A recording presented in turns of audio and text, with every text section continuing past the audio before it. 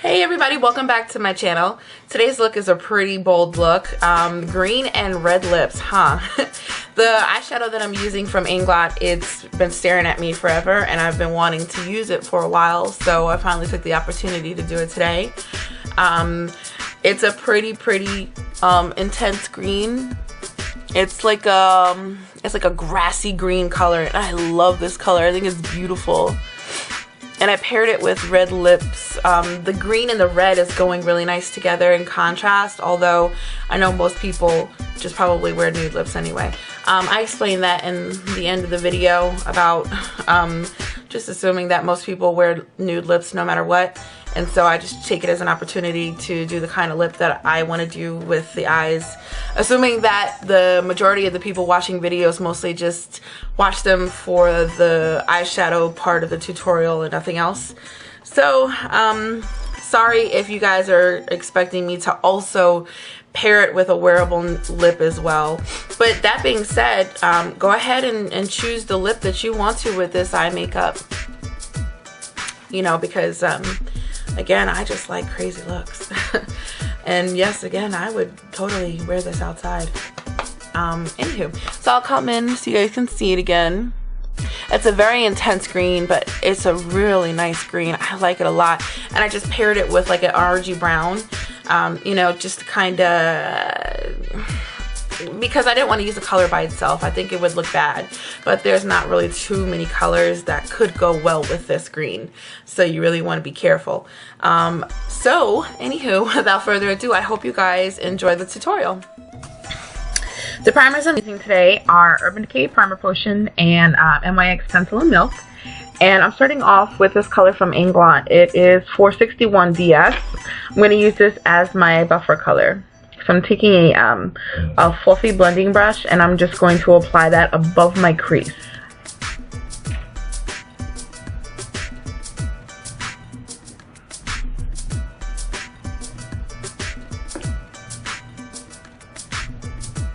I'm taking a tapered blending brush. This is a 217 from M.A.C, and I'm taking M.A.C eyeshadow 464 DS, and I'm going to apply that into my crease, transitioning it into that previous color that I applied above my crease.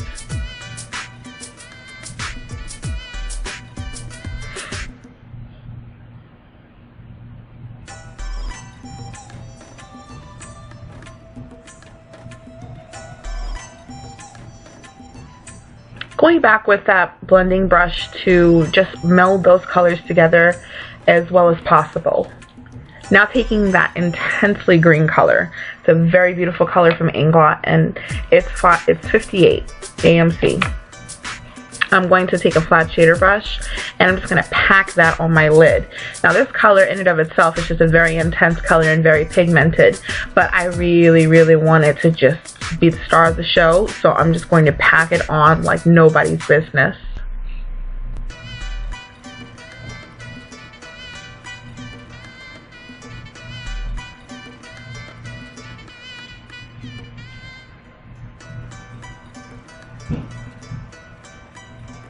Now I'm going to go back with that M.A.C eyeshadow that I put in the crease. I'm going to go back with that 217 and I'm going to start to blend these colors together. This is really a tedious process because the colors are so different from each other. So I'm going to take a 217 with that color that I had initially put in my crease and first just start to slowly blend it together. Then I'm going to take another 217 and I'm going to go back with the green, and then I'm just going to start to bring that up some so that I can kind of create a nice transition between these colors as best as possible, because again they're so starkly different from each other. So you really just want to take your time in doing this, and you really want to just go. I'm going to switch back and forth between both of the 217s, one with the green on it and then one with this orangey color on it, until I get that nice blend without muddying up the colors.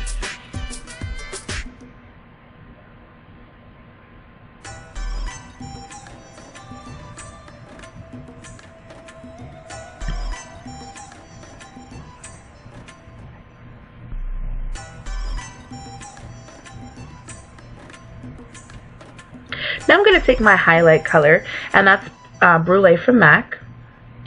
I'm just going to apply this with a big flat shader brush. And then I'm going to take it down a little bit so that I can blend out the colors further above my crease, just to get as best of a transition with the colors as possible.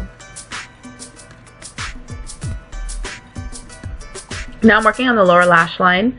I'm going to take that green eyeshadow from Inglot and I'm going to start working it on the lower lash line with a very small pencil brush.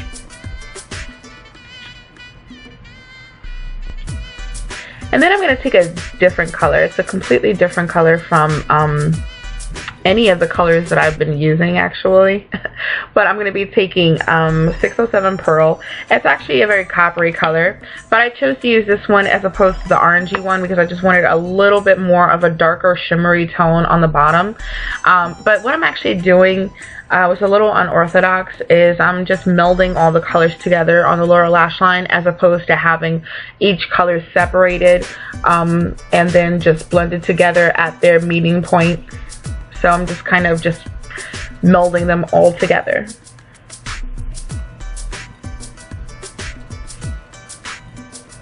Now for the really, really pretty color. This is going to add a gorgeous pop in the tear duct of the eye. This is AMC Shine 24 from Inglot.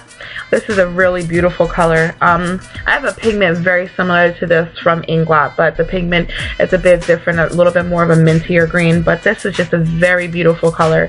Inglot makes very beautiful colors that play very well as inner corner highlight. So I'm just going to take this, put it on my tear duct, and I'm going to put it on my lower 1/3 of my lash line and blend it in. I figured that black would be too stark of a color for this look, and so I thought that a skin-toned waterline color would. Okay folks, so I figure I'd come back and talk at this point because, yeah, just because I feel like it. So what I'm going to do is use NYC's liquid liner to just create a just a regular winged liner, and then I'm going to use Sexy Curves mascara for my mascara and then I'm going to apply these lashes, which are really weird lashes. They're kind of weird, but I like them because of this end right here. It gives like this really like elongated eye look. But anywho, so I'm going to do that, and then I'm going to put my foundation on, and then I'll come back to finish off the rest of the face with you guys. Off the rest of my face, and I'm back to show you what I used. So first I started out with my contour, of course, and the contour that I used was Lorac Tantalizer. It's actually just a bronzer, but I just used it as a contour.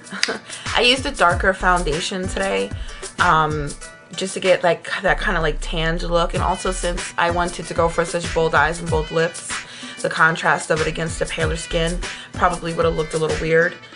Even though I kind of like I like pale skin against very dramatic lips and eyes. I think it's cool, but just for the sake of the video and just to mess around with having a darker complexion, I just went with a darker foundation. So the blush that I used was Sin by NARS. It's kind of a mauvey, berry type kind of color. The highlighter that I used was Albatross. And for my lips, I chose to use Brick Lip Pencil by M.A.C. This is just a deeper red. It is not as red as red lip pencil. This is a little bit more brown toned red, but it's mostly red. And for lips, I chose to use Runway Red from M.A.C.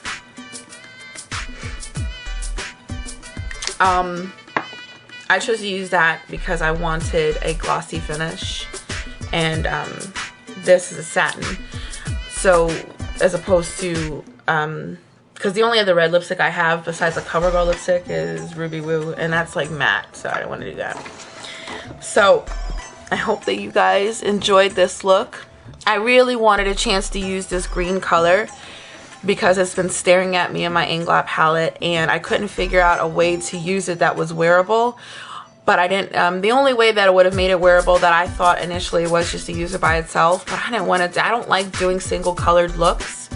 So I finally figured out. Now, of course, most people might not think this is wearable at all, I would totally wear this outside. I can only go based upon what my perception of wearable is, so sorry.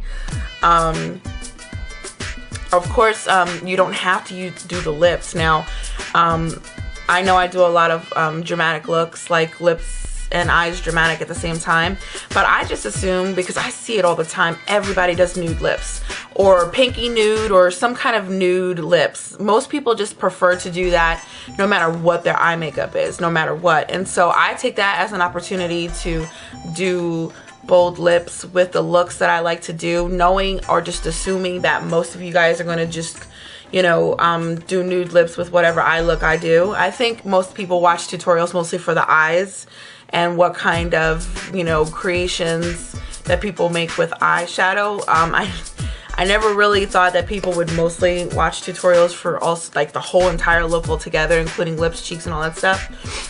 So that's why I take that opportunity to do the kind of lips that I would want to do with a look, as opposed to trying to pair a simpler lip with the look altogether, assuming that people are going to do the entire look and not just the eyes. So I know that was a long explanation, but I'm sorry. So I hope you guys enjoyed this look, and until next time, I'll see you guys later. Bye bye.